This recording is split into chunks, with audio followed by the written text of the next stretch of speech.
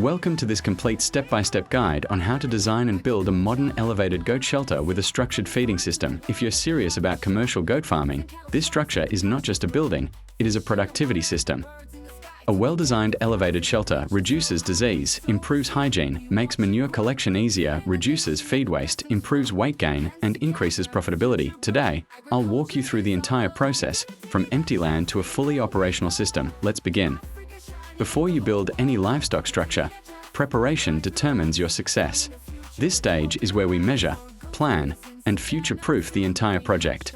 First, we mark out the foundation using pegs and string lines to ensure straight alignment and accurate dimensions.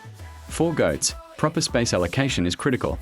Allow 1.2 to 1.5 square meters per adult goat inside the shelter, and at least 30 to 40 centimeters of feeding space per goat at the trough to reduce competition and stress. Always design with expansion in mind. Even if you start with 50 goats, measure space for 100 or more so future growth doesn't require rebuilding from scratch. Consider airflow direction, drainage slope, manure handling space, and access paths for workers. Planning also includes positioning the feeding area parallel to the shelter for efficient management. When measurements are correct from the beginning, construction becomes smoother, costs are controlled, and productivity is maximized. Preparation is not just marking land, it is designing for long-term profitability. Now we move to ground preparation, one of the most important stages of construction. After marking the layout, the next step is clearing all grass, roots, and organic materials within the foundation area. This prevents future settling and structural weakness. The soil must be leveled properly and compacted firmly using manual or mechanical compactors to create a stable base. At this stage, we also check drainage direction, ensuring a slight natural slope to prevent water accumulation. Good ground preparation protects your pillars, reduces cracking, and guarantees long-term durability. A strong structure always begins with a properly prepared foundation. Now we move into one of the most critical stages of the entire project, the foundation and pillar construction. This stage determines the strength, durability, and long-term stability of your elevated goat shelter. After marking out the structure, we begin by digging foundation holes at each pillar point. The depth of these holes depends on your soil type. In firm, stable soil, a depth of about 60 centimeters may be sufficient.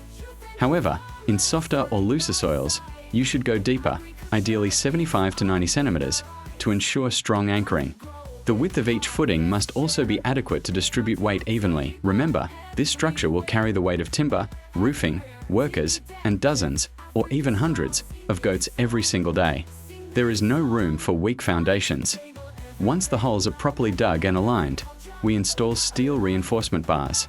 These rebars are arranged vertically and tied securely with binding wire to create a reinforced column core. The steel prevents cracking, increases load-bearing capacity, and strengthens the pillar against movement or shifting over time. Next comes the concrete pouring stage. Use high-quality concrete with the correct mix ratio to ensure durability. The concrete should fully surround the reinforcement bars and fill the footing mold evenly. Vibrate or compact the concrete to remove air pockets, because trapped air weakens the structure. After pouring, curing is extremely important. Do not rush this stage. Allow the concrete to cure properly, ideally for several days, keeping it slightly moist if necessary. Proper curing increases strength and prevents early cracking. Once cured, the pillars should extend between 1.2 to 1.5 meters above ground level. This elevation is intentional and strategic. Now that our pillars are fully cured and standing strong, we move to the next critical phase, installing the base frame and flooring system.